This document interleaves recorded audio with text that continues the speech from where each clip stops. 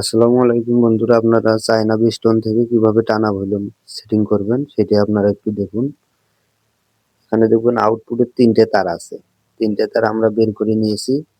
এপাশে 2টা, এপাশে একটা। দেখুন আপনারা, এপাশ দিয়ে একটা বের করে নিয়েছি, এপাশে একটা বের করে নিয়েছি। ইনপুটে একটা দিয়েছি, এপাশে একটা ইনপুটে দিয়েছি, এপাশে একটা ইনপুটে দিয়েছি। ইনপুটে ইনপুটে একটা দিয়েছি, আর হচ্ছে আপনার গ্রাউন্ডটা এখানে দিয়েছি।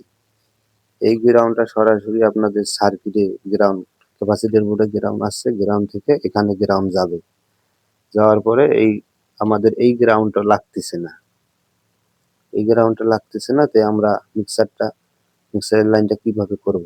এখন এখানে ইনপুট 2টা আছে, দেখুন আপনারা, প্লাস এবং মাইনাস। আমরা প্লাসে ইনপুট করছি এখানে, মাইনাসে ইনপুট করছি এখানে, এই 2টা তার। দেখুন আপনারা, এই 2টা তার এখানে চলে গিয়েছে।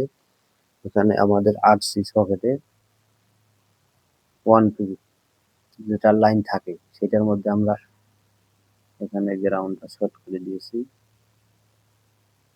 এবং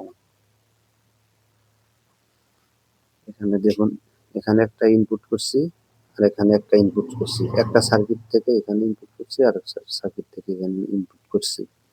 গ্রাউন্ডটা সরাসরি গ্রাউন্ডে লাগিয়ে দিয়েছি। লাগিয়ে দেওয়ার পরে আমাদের মিক্সারের লাইন কমপ্লিট। আর এখানে মিক্সারের লাইন কিন্তু ডাইরেক্ট হবে, কোনো প্রকারের ভলিউম কাজ করবে না, এটা কোনো প্রকারের ভলিউম কাজ করবে না, কিন্তু মিক্সারের লাইনটা ডাইরেক্ট হবে। আমরা মাস্টার ভলিউম বাদ দিয়ে মিক্সার লাইন লাগালাম এবং টানা ভলিউম বাদ দিলাম, কয়দিন পর নষ্ট হয়।